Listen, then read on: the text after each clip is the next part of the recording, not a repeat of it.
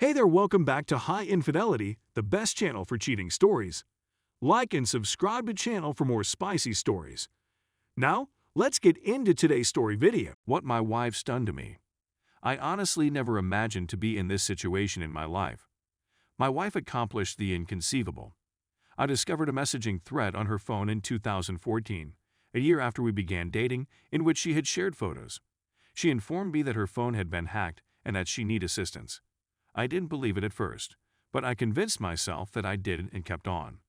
We married in October of this year after having our first kid together in 2016. In 2019, we will welcome a second child and finish the home purchase. At the time, my life seemed to be going well. It's repetitive and tiresome, but it's also amazing. I got a vasectomy this year. After a few weeks, I noticed a shift in my bedroom preferences. We spoke about a few topics before she showed me a text exchange she was having with one of my closest friends. Several components were clearly missing, so I inquired as to why, and she firmly refused to offer an explanation. I had access to her text message history for the previous 3 months, and I discovered hundreds of communications between them.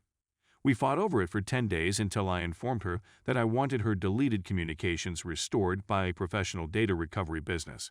She acknowledged, after a short denial, that she'd been with him for over 4 months, commencing immediately after I had the vasectomy. They had been exchanging images and phone calls, she said, and he had pushed her to purchase a wireless vibrator that he could use on her remotely through the internet. When she saw I was still looking for her phone messages, she confessed to having relations with a previous coworker, which I uncovered a few days later. She claimed to have committed the deed earlier this year. 3 days later, she calls to inform me that the story has been expanded. She claims she didn't have with that employee this year, but rather in 2019, and that she only saw him once for a haircut. I was taken aback when she informed me she'd been spending an unspecified amount of time with her closest buddy. She has some memory problems from a medical condition. I believe she maintains that it started before we were married, maybe even before our first kid was born to her. She then told me about another man she had brought into our home with the intention of building a relationship with 2 months before, but had failed to follow through on the connection.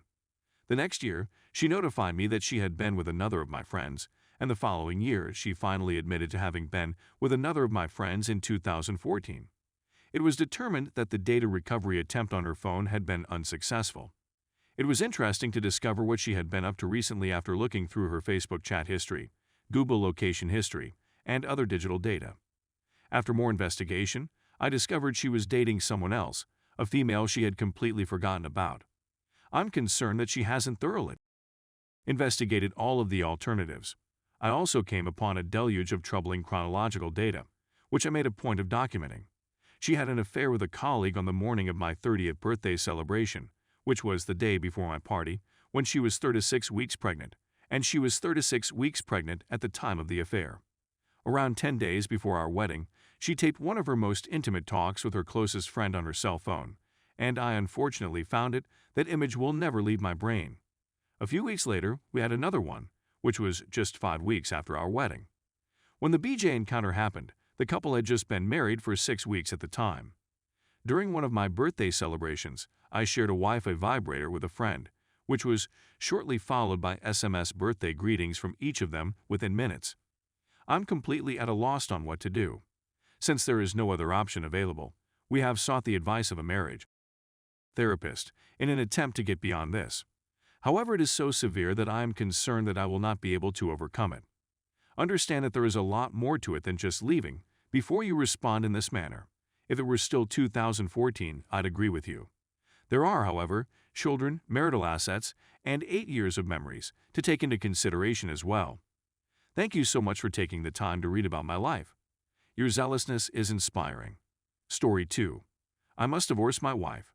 She keeps cheating. I can forgive, but I cannot continue. We've been married for more than a decade. I'm in my early 40s and have no children.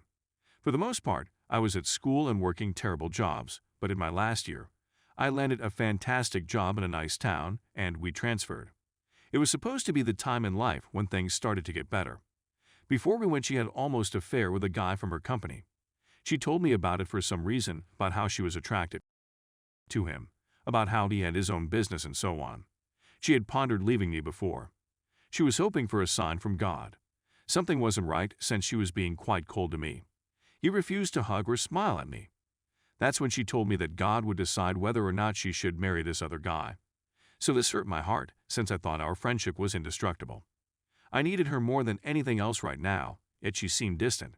So after a week, which had been the worst week of my life up to that point, she came to me in tears and said something about God being terribly terrible or something, and she said she wanted to stay with me.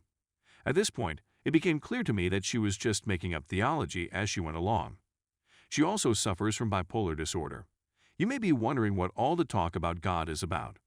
We're both Christians, but she goes a bit crazy with it, and I just try not to make stupid decisions as a result of it.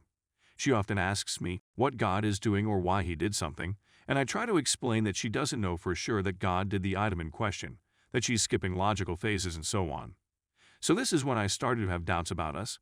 When I realized she was willing to cheat, I wondered whether I should continue. I consented to continue since she didn't cheat, but I had a negative opinion of her after that. So I get the job, and we move. Nice apartments near the beach. Everything is well for a few months. Then a neighbor in his mid-40s moved in. I noticed she starts spending a lot of time with him. Gifts start to appear at our apartment. I go to his place on occasion, but I don't like him. I'd returned home from work to find her there, both of them stoned. At the time, I had no strong suspicions. I came over one day after a party they were having, which I had to skip since they were using marijuana, and I didn't want to fail a drug test, and found her naked and asleep in his bed. I'm a Xanax. She is certain that she done nothing wrong. When she wakes up the next day, I worry a little and tell her I no longer trust her.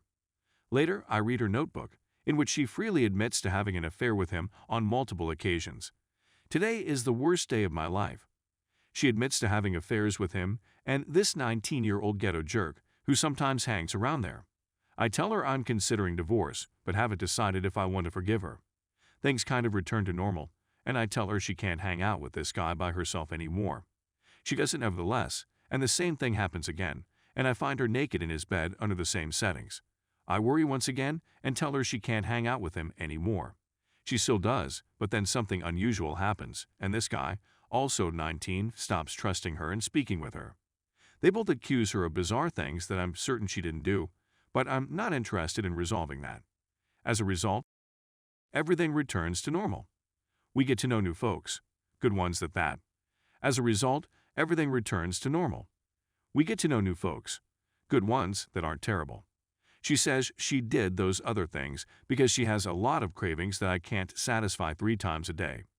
She establishes an online dating profile and immediately receives a flood of messages. She leaves her computer open, and I see she's made arrangements to meet with odd online individuals while I'm gone. One of these is most likely happening right now. One is set for today at 7 p.m. She has no clue who I am. She also claims to have had intercourse with a lot more guys than I previously knew about in her talks on the dating site, some of whom she had intercourse with pretty recently. As a consequence, I'm going to have to divorce her. Obviously. I can't believe I put up with it for so long as I type this. I really felt that by giving her second chances, I was doing her a favor. I know what some of you are thinking. She'll seek alimony. In fact, I doubt she will. She said that she does not and considers it unfair. She is more impulsive than deliberate.